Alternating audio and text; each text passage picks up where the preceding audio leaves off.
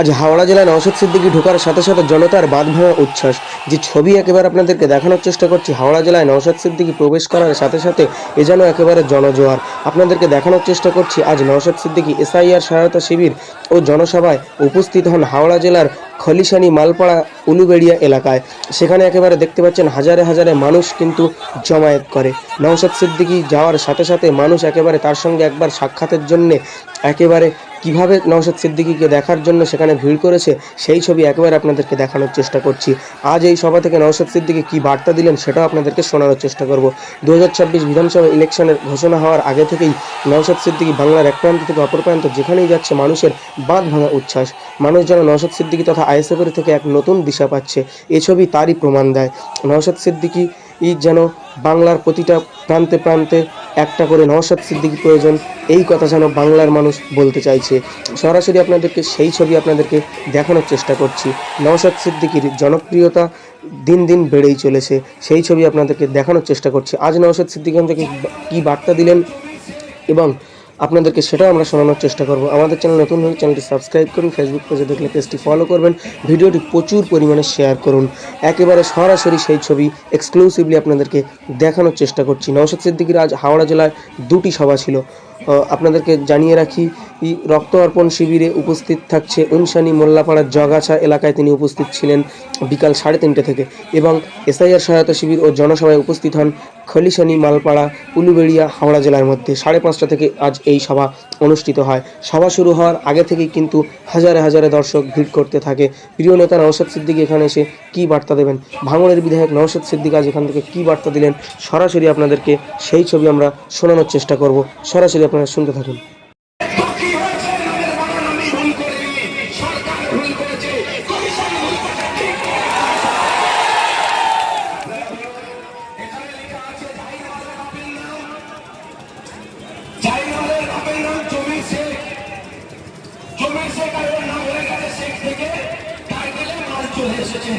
এটা আমি ভুল করেছি না সরকার ভুল করেছে, সরকারকে দায়িত্ব নিতে হবে ঠিক করা।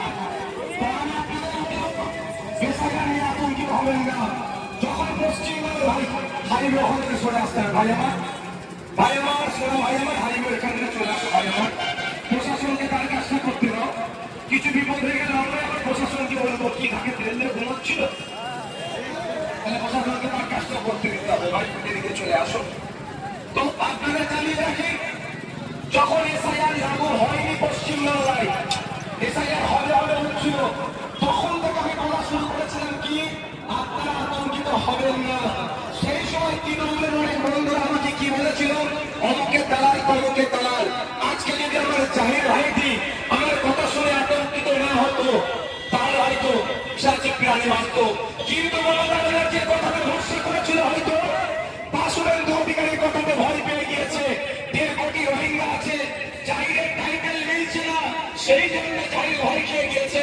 30 বছরের একটা তরতাজা যুবক যার মতো বয়সী ছেলেরা ভয়কে উপেক্ষা করে চলবে, কিন্তু পশ্চিমবাংলার মাটিকে এতটাই আতঙ্কিত করে রেখেছে। 30 বছরের একটা যুবক যে দেশের জন্য রাজ্যের জন্য কত ধরনের কাজ করতে পারত, সেই মতো ছেলে সুসাইড করলো। এর দায় কোনো হাতেই শুভেন্দু অধিকারী এড়িয়ে যেতে পারে না। শুভেন্দু অধিকারীকে জন্য পরিচয়ের মধ্যে রাখা দরকার। কি হয়েছে, তার নাকি পদবী ভুল আছে, এই জন্য ছেলেটি 30 বছরের ছেলে, মানে আমাদের মতো বয়সী ছেলে, তার পদবী ভুল আছে, সেই জন্য সে ভয়ে সুসাইড করেছে। আচ্ছা, এই আতঙ্কের পরিবেশ কারা তৈরি করলো খুঁজে বার করতে হবে। এই আতঙ্কের পরিবেশ কেন তৈরি হলো?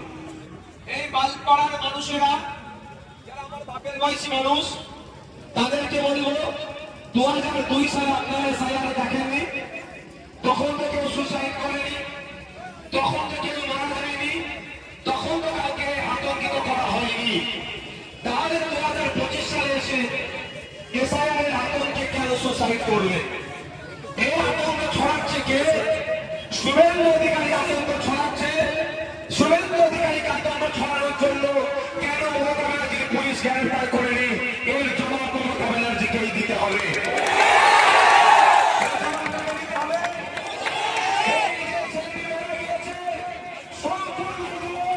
শুভেন্দু অধিকারী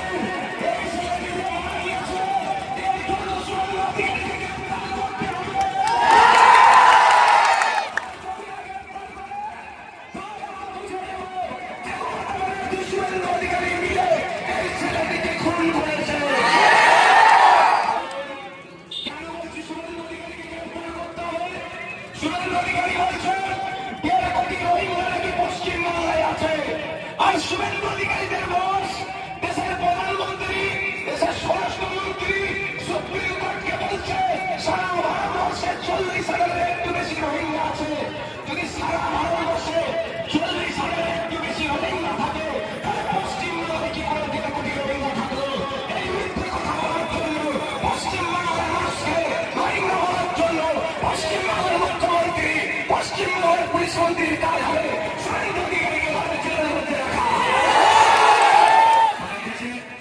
পরিচয় করিয়ে দিয়ে যাচ্ছি তো নাসির ভাই, আসো একটু।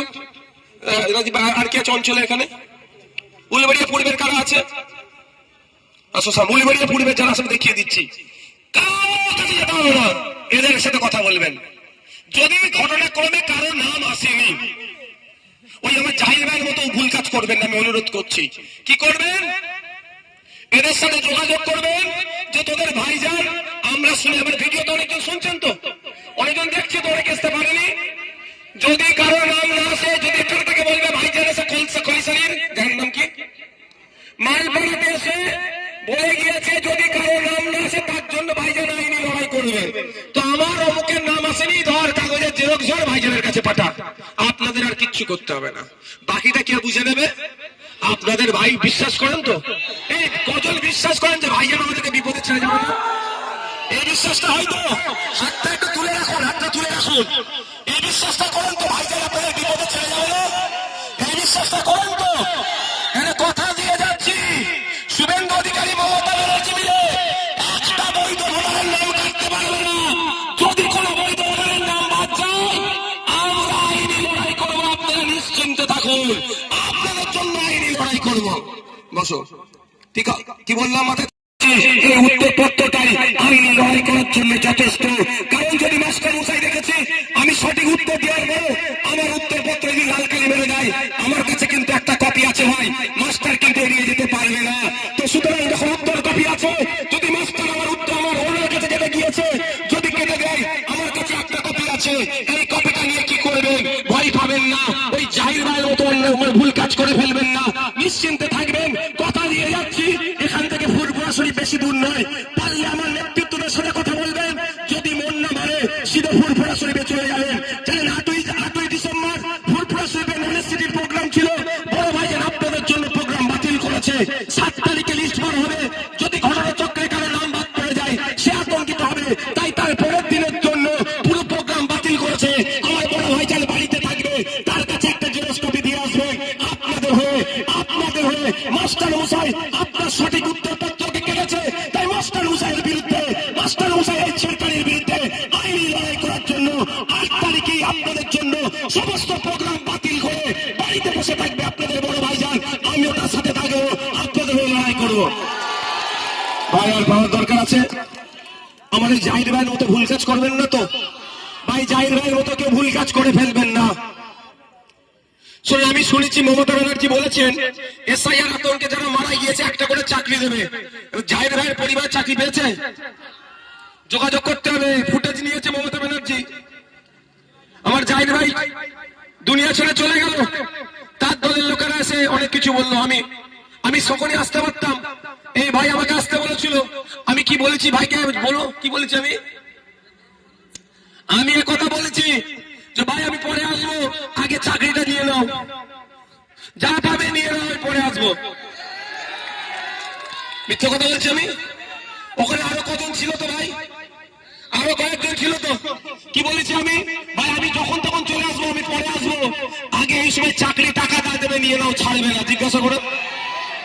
তো মমতা ব্যানার্জি বলছে যারা এসআইআর আতঙ্কে মারা গেছে, অনেকে জ্বর হয়ে মারা গেলে এসআইআর মারা যাচ্ছে বলছে, কিন্তু আমার জাহির কিন্তু সত্যি ভয়ে মারা গেছে। এই জাহির ভাইকে ভয় দেখিয়েছে কে? শুভেন্দু অধিকারী। আর শুভেন্দু অধিকারী এতদিন তো জেলের মধ্যে থাকতো, ওকে ছেড়ে রেখেছে কে? মমতা ব্যানার্জি। কি বলছে বুঝতে পারছো না? আমি দেখো, আমি ভাই পুলিশদেরকে যথেষ্ট সম্মান দিই, আপনারা দেখেছেন তো। একটা পুলিশ দালালি করছিল, তাকে আমি দালাল বলেছি, ওই জন্য আমার নামে মামলা হয়ে গেল। আমি দালাল বলেছি। আর কলকাতা পুলিশের সিপি স্যার, তাকে অকথ্য ভাষায় শুভেন্দু অধিকারী গালিগালাজ করলে একটা মামলা হলো না? ব্যাপারটা বুঝতে হবে আপনাদেরকে। ডাল মে কুছ কালা হ্যায়, পর্দার বাইরে দোস্ত কুস্তি আর পর্দার আড়ালে দোস্তি ও নেই চলেগা। ওটা ছেড়ে বন্ধ করতে হবে। তাই আপনাদের কি বললাম, আপনাদের নাম আসবে আমরা আশা করব, নাম আসবে আশা করব। যদি না নাম আসে কোশ্চেলিসে ভয় পাবেন না। কি বললাম? ভয় পাওয়ার দরকার নাই। আপনাদের এখানে নেতৃত্ব ওই অঞ্চলের ভাইটা আসো তো ভাই, এ আছি। ভোট দেবেন না দেবেন আপনাদের ব্যাপার, এটাও বলে যাচ্ছি, ঘটনাচক্রে যদি এই উলুবেড়িয়া পূর্ব কেন্দ্রের কোন একজন তৃণমূলের বন্ধুর নাম আসেনি, তাকেও আপনারা বার্তা দিবেন যে ভাইজান এসে বলে গেছে তোর হয়ে ভাইজান লড়াই করবে। এখানে তৃণমূল, বিজেপি, আইএসএফ, কংগ্রেস নয়, ঘটনাচক্রে উলুবেড়িয়া পূর্বের যে একজন বিজেপির কট্টর সমর্থক কিন্তু বৈধ ভোটার, তার নাম বাদ চলে গেছে, তাকেও আপনারা সাহস দেবেন। সে তার ভালো লেগেছে বিজেপি করছে, তার ভালো লেগেছে তৃণমূল করছে, তার ভালো লেগেছে সিপিএম করছে, তার ভালো লেগেছে কংগ্রেস করছে, তার ভালো লাগলে আইএসএফ করেনি। কিন্তু আমার কাছে ওটা মানদণ্ড নয়, আমার কাছে মানদণ্ড হচ্ছে মানবতা, আমার কাছে মানদণ্ড হচ্ছে সংবিধান। সংবিধান আর্টিকেল 326 বলছে প্রতিটা ভারতীয় নাগরিকের 18 বছরে উঠতে হলে তার ভোটদানের স্বাধীনতা থাকবে। আর নির্বাচন কমিশন যদি তার ভোটদানের স্বাধীনতাকে কেড়ে নেয়, সে বিজেপি করুক, তৃণমূল করুক, আর যে দল করে কেন, আইএসএফ এর চরম বিরোধী হলো, তার পাশে অন্য কেউ থাকুক আর নাই থাকুক, সংবিধানের অধিকার রক্ষার জন্য তার পাশে আইএসএফ থাকবে, নওশাদ সিদ্দিকী থাকবে। কোন ভয়ের? আপনারা কাজ কাম করেন কিসের? কি কাজ করো ভাই? জরির কাজ করো তো? এবার আপনাকে বলেন, আমি কেন বারবার বলেছি আতঙ্কিত হবেন না। জরির কাজ করছে, তলায় মাঝে মাঝে হাত দিতে হইতো নাকি? উপরে একটা নিচে একটা হাত দিত, ঠিকঠাক বলছি তো নাকি? আচ্ছা, কাজ করছেন, এদিকে মাথায় এসআইআর হবে, এসআইআর হবে, এসআইআর, হাতে তো ছুঁচ উঠে যাবে ভাই। কি গো, কাপড় কাটছো, কাটিং মাস্টার এসআইআর হবে, ও তো প্যান্টের জায়গায় শার্ট কেটে ফেলবে। বাচ্চাদের ফ্রক কাটার জায়গায় তো মেয়েদের জায়গায় ছেলেদের ফ্রক জামা গেঞ্জি কেটে ফেলবে। যদি মাথায় টেনশন নিয়ে কাজ করো, আমি আপনাদের বলবো, যে কাজ করেন আপনারা, দর্জির হোক, জরির হোক, যাই হোক, আপনারা আপনাদের বিন্দাস কাজ করুন। আমাদের ভিডিও দেওয়া আছে ফেসবুকে, আমার পেজও আছে, আপনারা ফর্ম ফিল আপ করুন, নাহলে আমাদের নেতৃত্বদের সহযোগিতা নিন, এরা ফর্ম ফিল আপ করবে। বা ওখানে দেখবেন তৃণমূল, সিপিএম, কংগ্রেস অনেকে বুথ করেছে, আপনারা আমাদের কাছে আসতে পারেন বা ওদের কাছে যেতে পারেন। এখানে আমি কোনো ভেদাভেদ রাখতে চাই না, আমার চাই বৈধ ভোটারের নামটা থাকুক। সেখানে আপনি জেরক্স ফর্ম নিয়ে গিয়ে ফিল আপ করে নিয়ে এসে ঘরেও ফিল আপ করতে পারেন, গিয়ে ঠান্ডা মাথায় ফিল আপ করবেন, ফিল আপ করে জমা দিয়ে রিসিপ্টটা নিয়ে নিন। জরির কাজটা মন দিয়ে করুন, এমনি জরির অবস্থা খারাপ হয়ে গেছে, বেশি কাজ করতে হচ্ছে, কম কামানি পেচ্ছে। আজকে দাঁড়িয়ে দেখেন আলোচনা করার দরকার ছিল যে জরির একটা সময় এত ডিমান্ড ছিল, এখন কমে গেল কেন? ডিমান্ড এখন কমেনি, মজুরি কমিয়ে দেওয়া হয়েছে। মধ্যিখানে দালাল ভুলফড়েরা আপনাদের মজুরিকে চুরি করছে। সরকারের কাজ ছিল এই দর্জি, এই জরি শ্রমিকদের দুর্দশার কথা চিন্তা করা। সরকারের কাজ ছিল কি এই দর্জি বা জরি শ্রমিকদের যাতে দিনের আয় বাড়ে তার ব্যবস্থা করা। সরকারের কাজ কি ছিল? আন্তর্জাতিক স্তরে এখান থেকে দর্জির বা জরির কাজ ডাইরেক্ট যাতে যেতে পারে তার ব্যবস্থা করা। তার পরিবর্তে সরকার আপনাকে কি করছে? এসআইআর লাইনে লাগিয়ে দিচ্ছে।